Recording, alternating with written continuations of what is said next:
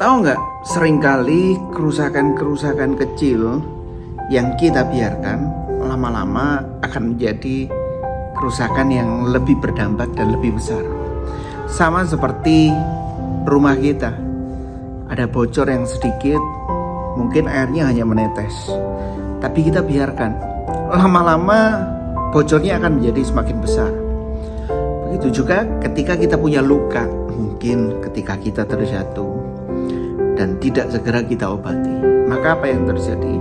Lama-lama lukanya akan menjadi infeksi dan akan menjalar kemana-mana. Begitu juga dengan kehidupan kita. Kalau misalnya kita punya masalah kecil dalam keluarga, dalam pekerjaan, tapi tidak pernah kita bereskan, lama-lama masalah yang kecil ini tadi, yang tidak pernah kita bereskan, ya biasanya orang akan dipendam, suatu saat akan meledak, emosinya menjadi tidak karuan, ya karena mungkin selama ini dia memendam semua rasa kecewanya, ya dia memendam rasa sakitnya. Mungkin pasangan kita mengalami hal-hal seperti itu, atau anak-anak kita, atau orang tua kita. Maka dari itu, saat ini jika kita mengalami masalah apapun, kelihatannya masalahnya masih kecil, segera dibereskan. Sama seperti penyakit, ya. Ketika kita tahu ada sakit penyakit dalam tubuh kita, segera minum obat, segera merawat diri kita dengan baik, ya. Jangan kita biarkan akhirnya sakit ini semakin merembet, menjadi semakin parah, ya. Dan akhirnya ada tindakan-tindakan medis besar yang harus dilakukan. Rumah pun seperti itu.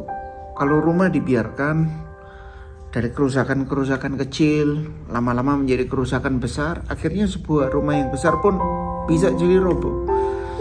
Ya, dalam gereja, dalam pekerjaan kita, dalam kita berkeluarga, mari kita lihat jika ada hal-hal yang perlu kita perbaiki. Ya, jangan meremehkan hal kecil. Karena itu Tuhan Yesus juga mengatakan, ya, setialah dalam perkara kecil, maka kamu akan dipercayakan perkara-perkara yang besar. Perkara kecil merupakan sebuah tanggung jawab, responsibility. Apakah kita bertanggung jawab dengan apa yang Tuhan percayakan dalam hidup kita?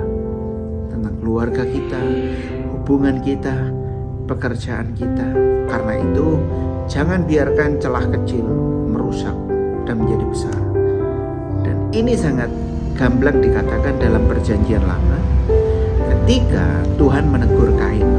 Kain, kenapa kamu muram ketika kamu berbuat baik? Ketika kamu ingin berbuat dosa, ada celah dalam hatimu.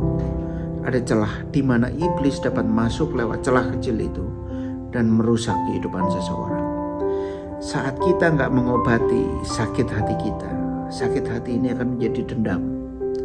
Dendam ini lama-lama yang disimpan akan menjadi akar yang pahit. Sehingga doa kita susah naik kepada Tuhan. Sehingga kita susah mengucap syukur. Karena apa? Karena celah yang kecil tadi, celah ada dalam hati kita, tidak segera kita lakukan pemberesan. Dan ini sangat merusak. Jadi teman-teman semua, saudara semua yang menyaksikan tayangan ini, jika ada celah kecil dalam hatimu, kemarahan, mungkin kebencian, mungkin kekecewaan, saya sudah lakukan yang terbaik, kok saya dikecewakan? Pandang saja Yesus, fokus sama Tuhan Yesus.